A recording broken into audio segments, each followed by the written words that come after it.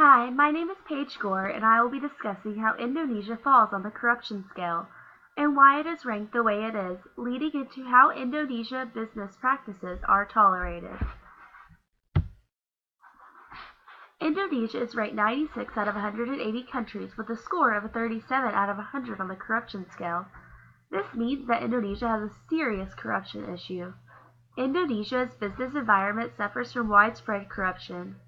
Business operations are heavily restricted by a corrupt judicial system, law enforcement, and public administration and officials.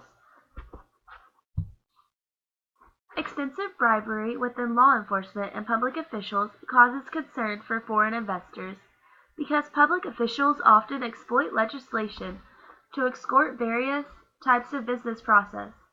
For example, extorting informal payments and bribes from companies in the process of registering a business, filing tax reports, or obtaining permits and licensing. The natural resource sector of Indonesia is also very corrupt due to weak oversight by the government. Corruption legislation is poorly enforced and does not address the facilitation payments such as bribery. Business practices in Indonesia are quite unique. They should never use the left hand to do anything, basically. You should never pass anything with your left hand or receive anything, and this can include things like gifts or business cards, and this is because the left hand is considered unclean in this culture. If introduced to several people at once, it is customary to introduce yourself as the eldest, if this happens to be the case in the group, because in Indonesia they place great value on the older community. They have high respect for them.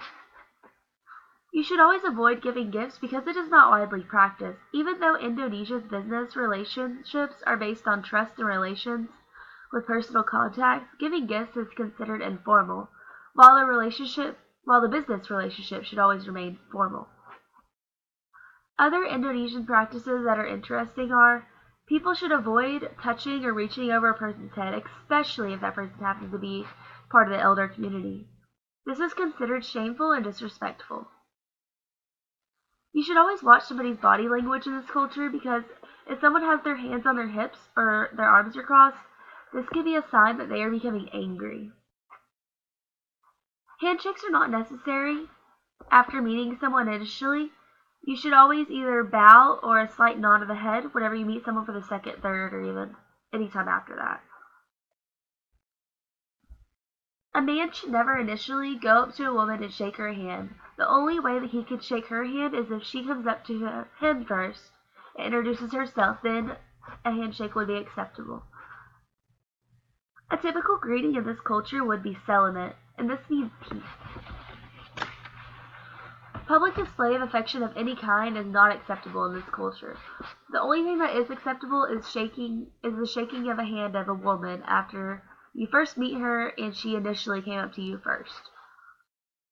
They don't see a problem with invading personal space in crowded areas, but if someone does happen to give you some personal space, this is considered a high amount of respect that they have for you.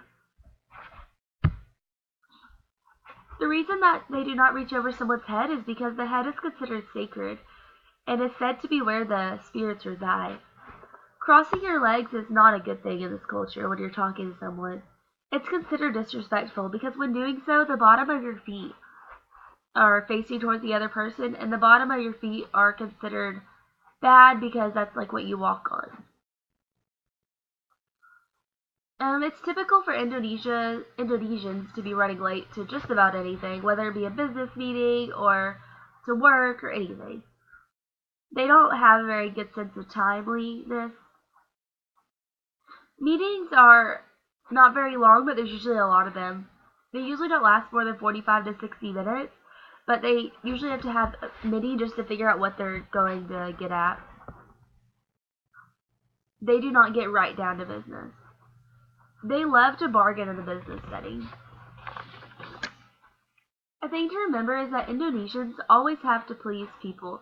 Even if they say something to someone that is untruthful, just to avoid them becoming unhappy. They always want everybody in the business setting to be happy.